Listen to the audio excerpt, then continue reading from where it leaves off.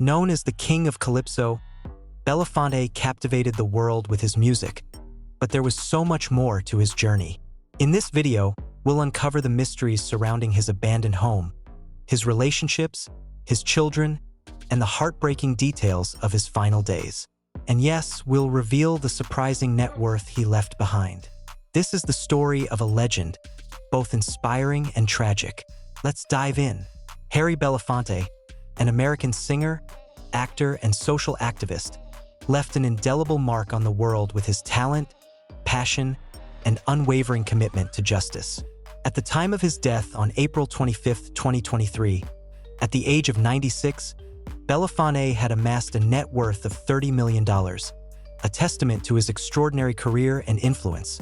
Belafonte is best known for popularizing calypso music, captivating audiences with his hit recordings of Deo, Banana Boat Song, and Matilda, among other timeless tunes. His 1956 album, Calypso, which included the iconic tracks Deo and Jamaica Farewell, topped the Billboard album chart for an impressive 31 weeks. This groundbreaking album not only introduced calypso music to a global audience, but also became the first album by a single artist to sell more than 1 million copies. Calypso propelled Belafonte to touring superstardom and made him the highest-paid black performer in history up to that point in the late 50s and early 60s. As an actor, Belafonte showcased his versatility and charisma on the silver screen. He starred in notable films such as Carmen Jones and Odds Against Tomorrow, delivering powerful performances that resonated with audiences. Even in the later stages of his career, Belafonte made a memorable appearance in Spike Lee's 2018 film BlacKkKlansman, demonstrating his enduring talent and relevance. His unwavering support for the civil rights movement and his dedication to fighting injustice made him a beacon of hope and a champion for equality.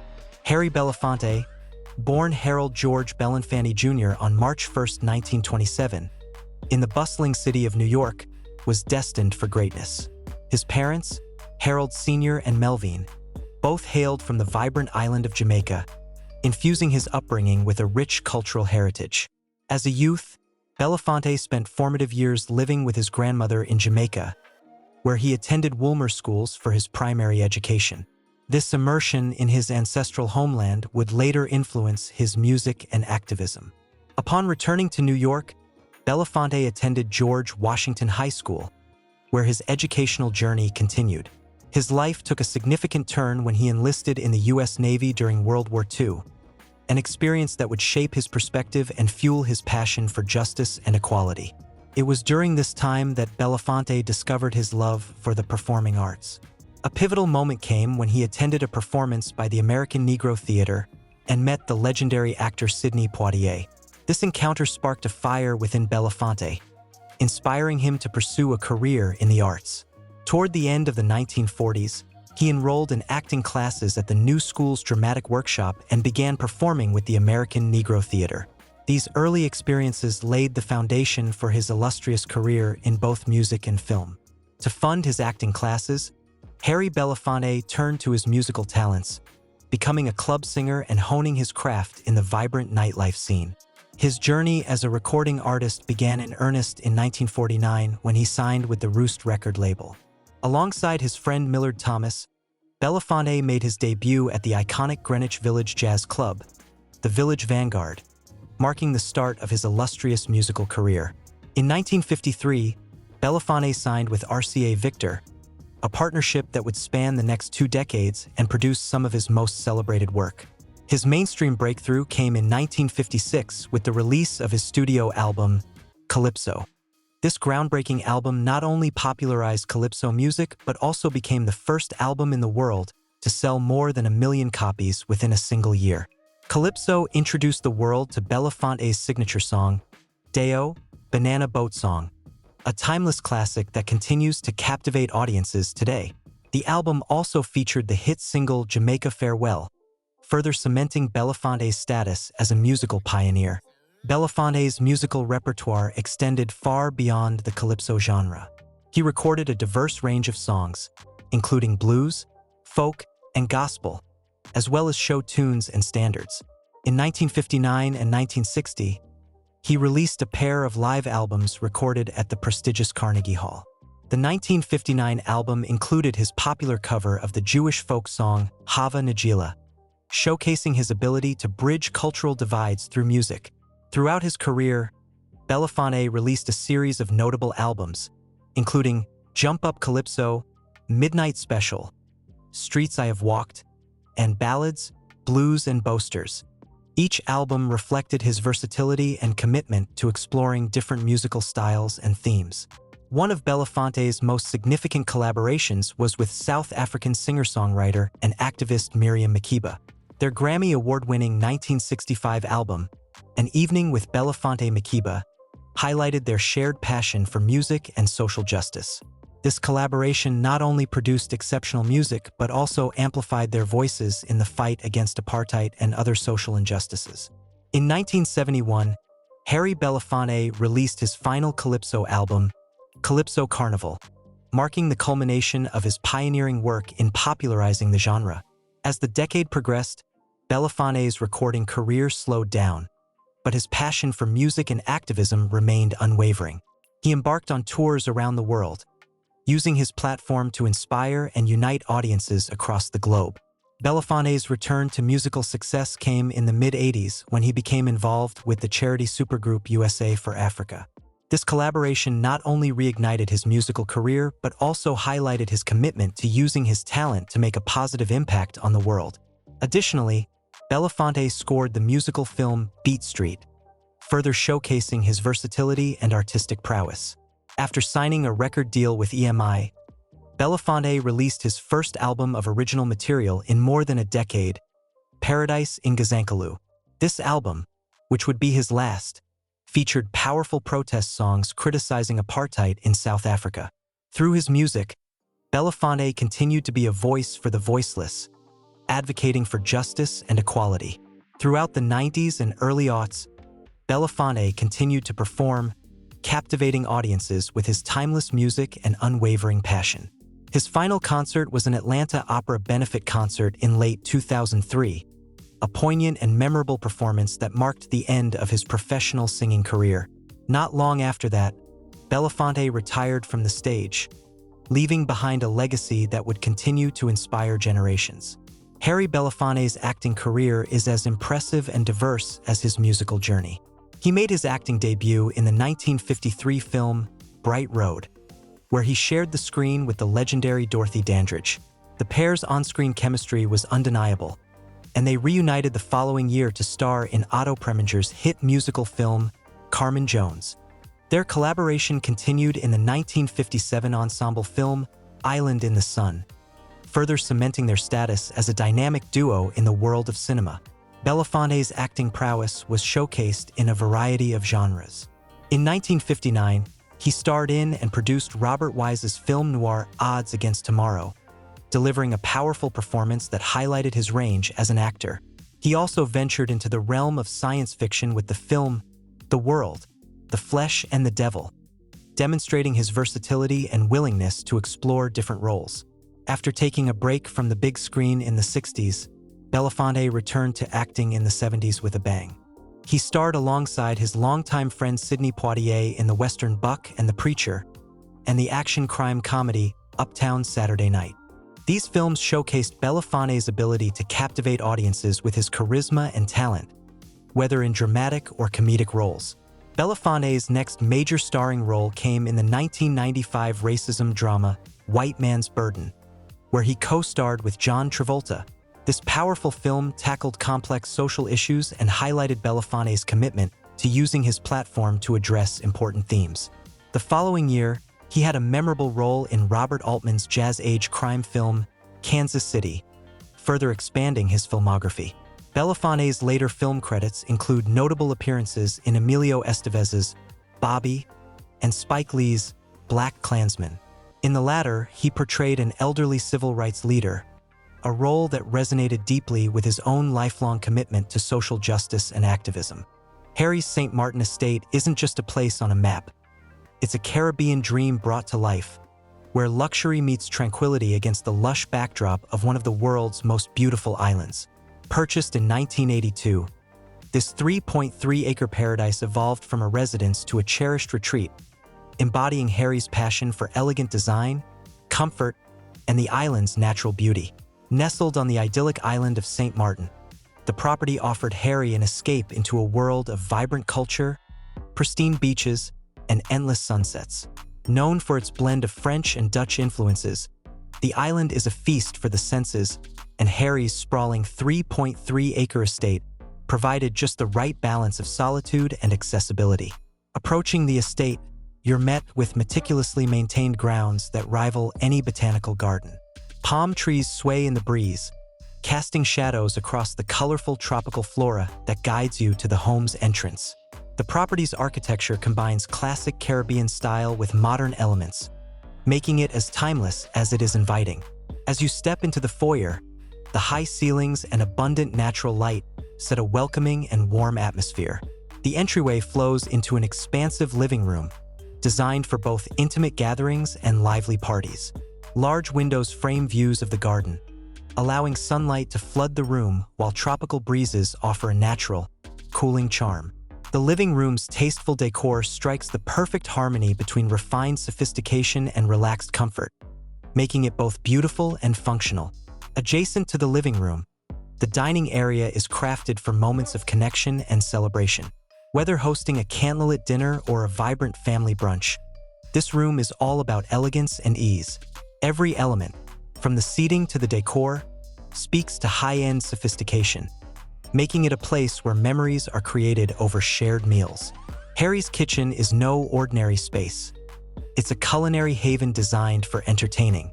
High-end appliances, granite countertops, and custom cabinetry make this space both functional and fabulous. Its open design connects it seamlessly to the dining area, allowing for easy socializing and an atmosphere that draws people together over food and conversation. The villa boasts several spacious bedrooms, each a peaceful retreat offering the ultimate in comfort and privacy. The master suite is a sanctuary unto itself, with ample space, luxurious finishes, and an ensuite bathroom that features spa-like amenities. Here, Harry found respite from the world, a place to recharge and indulge in the tranquility of island life. The outdoor space is where the true magic of this estate comes alive. Imagine a sprawling backyard with a sparkling pool, surrounded by lush greenery and vibrant gardens. This area is complete with comfortable lounge seating, a built-in barbecue, and a cozy fire pit for cooler evenings. In 2005, after more than 2 decades of cherished memories, Harry sold his beloved St. Martin estate for a remarkable $2.2 million, a testament to his foresight and love for beautiful, enduring spaces. His keen understanding of the property's timeless appeal ensured not only a lucrative return but also the legacy of a well-loved home that captured the spirit of luxury living. In 1958, Harry Belafonte's search for a family home in New York City became a battle against racism. At the peak of his fame, Belafonte applied to rent an apartment at 300 West End Avenue on the Upper West Side, but the landlord, Ramfis Trujillo, son of the then dictator of the Dominican Republic, retracted his acceptance upon realizing Belafonte was black. Upon hearing of Belafonte's struggle, former First Lady Eleanor Roosevelt voiced her support, penning an op-ed condemning the injustice. She urged New York to uphold anti-segregation laws, arguing that true desegregation required fair housing in addition to integrated schools. But Belafonte wasn't waiting for change. Instead, he took action, forming a corporation with partners to buy the entire building outright, ensuring no one would face the same rejection. Belafonte turned the building into an open, inclusive co-op, and among the first tenants was the legendary singer Lena Horne, marking a milestone for integrated housing in the city. Claiming the entire 5th floor for his family, Belafonte transformed it into a magnificent 7,000-square-foot residence with 8 bedrooms, 8 bathrooms, a library, a pool room, and a sauna. The walls were adorned with pieces by renowned artists like Marc Chagall and Diego Rivera, embodying Belafonte's passion for art and cultural heritage. But this wasn't merely a home, it became a hub of the civil rights movement. Belafonte's apartment served as a base for some of the era's most pivotal planning sessions, hosting figures like Dr. Martin Luther King Jr. and John F. Kennedy. It was a sanctuary for collaboration and strategy, a place where ideas and ideals flourished. For over 50 years, Belafonte's residence at 300 West End Avenue was both his home and an emblem of his legacy. Over time, he sold units to notable tenants, including comedian Tina Fey, and in 2009, he sold his own apartment to filmmaker Abigail Disney, concluding his 5-decade association with the building. The building itself is a symbol of resilience and beauty. From the outside, its classic architecture and prominent location on the Upper West Side make it an elegant landmark. Inside, the spaces offer a taste of opulence and history in equal measure. High ceilings and expansive windows fill the entryway with natural light, creating an inviting atmosphere that sets the stage for the rest of the residence. The living room is an impressive and refined space, flooded with light and perfectly suited for intimate gatherings or grand celebrations. Just beyond, the dining room offers a sophisticated setting for dinner parties, while the adjoining kitchen serves as the heart of the home, designed with premium appliances, granite countertops, and an open layout that seamlessly connects to the dining area. 8 luxurious bedrooms, each with its own personality, make the residence a private retreat, and the master suite is a sanctuary unto itself with its spacious design and sumptuous ensuite bath. Belafonte's personal library, lined with floor-to-ceiling bookshelves, provided a space for quiet reflection, while the pool room was the perfect spot for relaxation and friendly games. Adding to this remarkable space was a private sauna, offering Belafonte and his family a tranquil retreat within their home. The apartment was a cultural masterpiece, with artwork by Chagall and Rivera adorning the walls, underscoring Belafonte's dedication to art and social change. Belafonte's home at 300 West End Avenue stands as a testament to his triumph over discrimination, his impact on civil rights, and his style and grace. This remarkable residence is a symbol of success and justice, blending historic significance with artistic beauty. Decades later, it continues to inspire, serving as a reminder of the timeless power of design, purpose, and perseverance. As an activist for political and humanitarian causes, Harry Belafonte was profoundly inspired by the legendary actor, singer, and civil rights activist Paul Robeson, who served as his mentor. Robeson's unwavering commitment to social justice and his powerful voice resonated deeply with Belafonte, shaping his own dedication to activism. Throughout the 1950s and 1960s, Belafonte emerged as one of the most high-profile leaders of the civil rights movement. He stood shoulder to shoulder with Dr. Martin Luther King Jr., serving as one of his closest confidants. Belafonte's contributions to the movement were immense and impactful. He financed the 1961 Freedom Rides, a pivotal moment in the struggle for racial equality, and played a crucial role in organizing the historic March on Washington in 1963. His involvement in these events underscored his unwavering commitment to the fight for civil rights. Belafonte's activism extended beyond the borders of the United States. He was highly active in the anti-apartheid movement in South Africa, using his platform to raise awareness and advocate for the end of the oppressive regime. His dedication to this cause highlighted his global perspective and his belief in the universal struggle for human rights. In 1985, Belafonte played a pivotal role in the creation of the Grammy award-winning charity song, "We Are the World." This iconic anthem brought together some of the biggest names in music to raise funds for famine relief in Africa. Belafonte's involvement in this project showcased his ability to unite artists for a common cause and his commitment to using his influence to make a positive impact on the world. Additionally, he performed in the Live Aid concert, further demonstrating his dedication to humanitarian efforts. 2 years later, in 1987, Belafonte was named a UNICEF Goodwill Ambassador. This prestigious role allowed him to continue his work on a global scale, advocating for the rights and well-being of children around the world.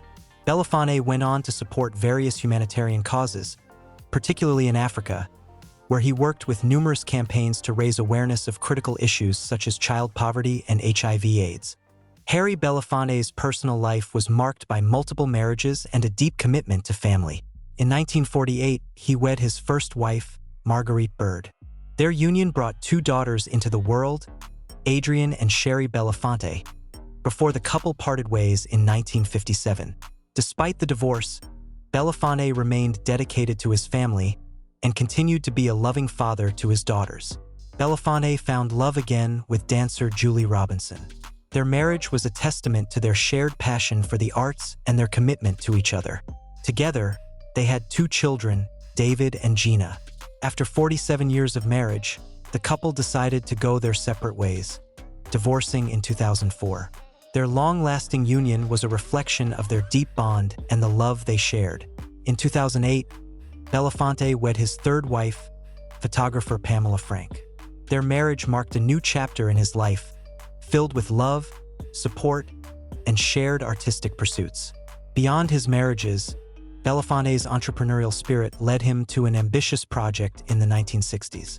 Alongside Maurice Neame, he formed a joint venture to construct a lavish private community on the Caribbean island of Bonaire. Named Belnum, this community became a thriving hub, home to over 700 people. The development of Belnum showcased Belafonte's vision and his ability to create something extraordinary from the ground up. On April 25, 2023, the world bid farewell to a true legend as Harry Belafonte passed away at the age of 96 in his New York City apartment. His departure marked the end of an extraordinary life dedicated to music, activism, and humanitarian efforts. Belafonte's impact on the world was immeasurable, and his legacy will continue to inspire generations to come. Throughout his illustrious career, Belafonte broke barriers, championed civil rights, and used his voice to advocate for the marginalized. His groundbreaking work in popularizing calypso music, his powerful performances on stage and screen, and his unwavering commitment to social justice have left an indelible mark on the world.